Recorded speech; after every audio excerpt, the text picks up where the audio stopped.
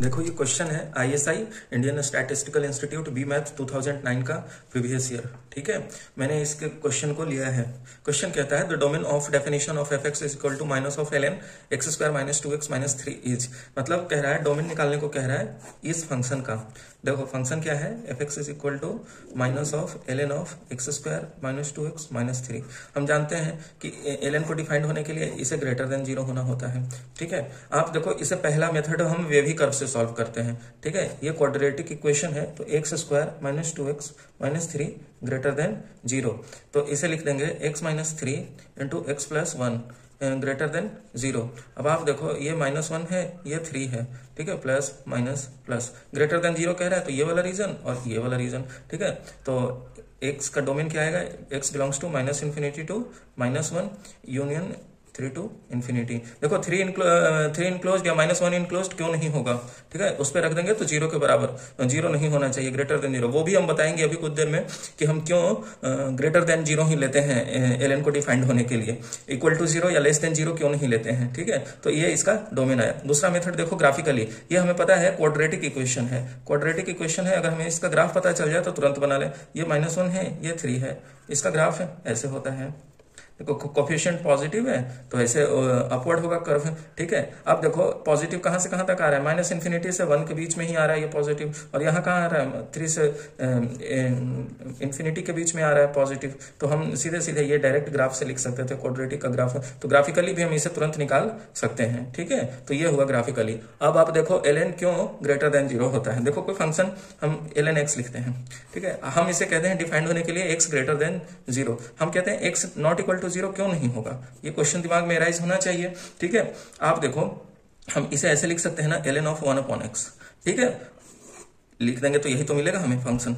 ठीक है, अब आप देखो यहां अगर x इक्वल टू 0 लिख दिया, ठीक है, तो ये देखो 1/0 अनडिफाइंड हो जाएगा। 1 अपॉन कोई भी नंबर, फिक्स नंबर अपॉन 0 करेंगे तो वो इनफाइनाइट बोलो या अनडिफाइंड बोलो, तो डिफाइंड नहीं होता है, इसलिए 0 नहीं लेते हैं। ठीक है, अब लेस देन 0 क्यों नहीं, ये y equal to ln x है। ठीक है, तो x equal to e to the y।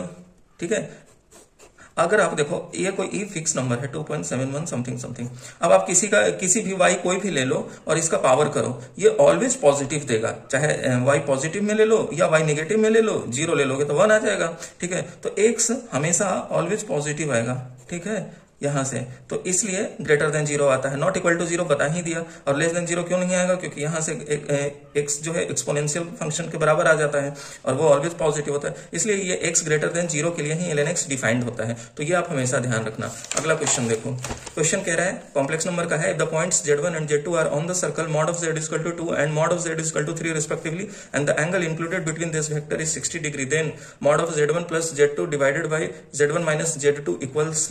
ठीक है, हम देखो इसका थोड़ा सा अगर डायग्राम बना लें तो सही रहेगा।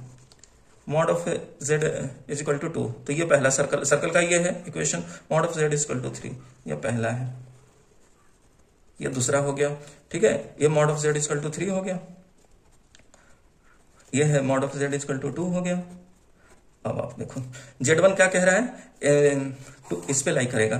ठीक है, तो हम z1 को क्या करते हैं, एकदम बिल्कुल x एक्सिस पर लाई करा देते हैं, यहां z1 हो गया।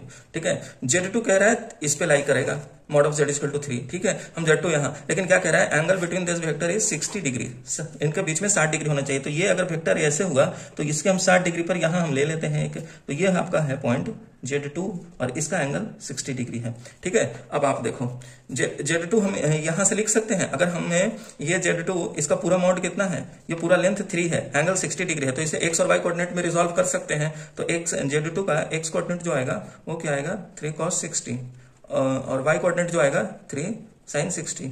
ठीक है, अब आप देखो 3 cos 60 कितना होता है 3/2, और 3 sin 60 क्या होता है 3√3/2। तो ये आपका कोऑर्डिनेट मिल गया z2 का, और z1 आपका कोऑर्डिनेट क्या है 2,0। ठीक है, बिल्कुल x एक्सिस पर लाई कर दिया है।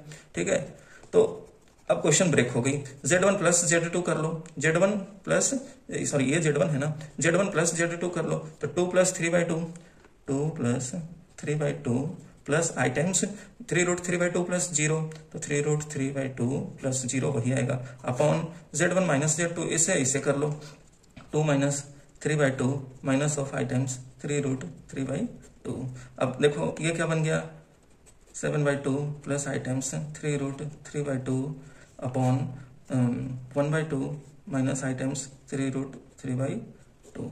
ये सब का मॉड कह रहा है, मॉड ले लेते हैं। ठीक है, 2 से 2 हटा दो नीचे, ऊपर नीचे। ठीक है, डिनोमिनेटर दोनों जगह। तो 7 प्लस आई टाइम्स 3√3। अब देखो मॉड है तो ऊपर भी लग जाएगा, नीचे भी लग जाएगा, 1 माइनस आई टाइम्स 3√3। अब इसका मॉड ले लो तो 49 प्लस 27 डिवाइडेड बाई √1 प्लस 27। अब आप देखो ये क्या बन गया, √76 डिवाइडेड बाई √28। ठीक है, अब आप देखो ये 4 टाइम्स इसे कट जाएगा तो √19/7। ठीक है, तो करेक्ट ऑप्शन आपका ये मिला। देखो हमने सिर्फ इसका डायग्राम बना के हमने सरल के लिए पॉइंट Z1 को पहले कंसीडर कर लिया और फिर 60 डिग्री पर Z2 को कंसीडर कर लिया। इसका मैग्नीट्यूड हमें पता ही था। ऐसे कोई व्यक्ति यही Z1 मान ले और फिर इससे 60 डिग्री Z2, आप फिर उसको भी रिजॉल्व कर तो 2 बार आपको एंगल लेना पड़ेगा, लेकिन आपको मिल जाएगा। ठीक है, वैसा कुछ नहीं, लेकिन वो जो आपका ये जो प्रोसेस है वो और कॉम्प्लेक्स हो जाएगा। ठीक है, अगला क्वेश्चन देखते हैं। देखो क्वेश्चन है 1 minus x minus e to the minus x greater than 4। अब आप देखो ये अलजेब्राइक नहीं है, ये यहाँ तक अलजेब्राइक है, ये एक्सपोनेंशियल है। तो अगर हम इसमें वेवी कर्व मेथड नहीं लगा सकते हैं, ठीक है, असहूलियत होगी। तो हम देखो थोड़ा सा फंक्शन को ऐसे कर लेते हैं, 1 minus x minus e to the minus x. हम इसे इस तरफ लेकर आ गए। अब हमसे पूछ रहा है कि 1 minus x greater than e to the minus x, क्या एक्स के किस वैल्यूज के लिए होगा। आप देखो आप ग्राफ बना सकते हो इन दोनों का। ठीक है, 1 माइनस एक्स का आपको ग्राफ अगर बनाना हो तो ऐसे ग्राफ बनेगा। ठीक है, ये 1 है, ये 1 है, ये वाई एक्सिस है आपका। ठीक है, ये आपका एक्स एक्सिस है। अब आप देखो ये आप ग्राफ बना लिए, 1 माइनस एक्स का ये ग्राफ है, 1 माइनस एक्स का। अब आप देखो, ठीक है, अब e to the minus x का हमें ग्राफ बनानी है। e to the minus x, x 0 रखो, x 0 रखो तो 1 मिलेगा, x इन्फिनिटी रखो तो 0 मिलेगा। तो यहां से तो हमने ऐसे बना लिया।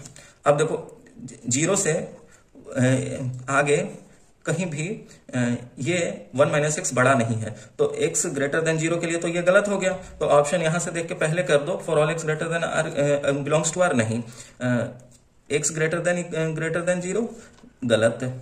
ठीक है, अब x लेस देन 0 वाला, और या फिर no x belongs to r हो सकता है। अब आप देखो हम थोड़ा सा इसका चाहे एक स्लोप ले लेते हैं। स्लोप तो x लेस देन 0 के लिए इस वाले 1 माइनस एक्स का क्या मिलेगा, हमें -1 मिलेगा इसका स्लोप। इसका स्लोप ले लें तो minus of e to the minus x मिलेगा। ठीक है, अब आप देखो एक वैल्यू ले लेते हैं, x इक्वल टू -1, तो minus of e to the 1 हो जाएगा। ठीक है, अब आप देखो इसका स्लोप -1 है और इसका स्लोप क्या है, minus of e to the 1, मतलब निगेटिव आ रहा है। इसका भी स्लोप इसका भी आ रहा है, लेकिन वैल्यू किसका बड़ा है, वैल्यू आपका इसका बड़ा है।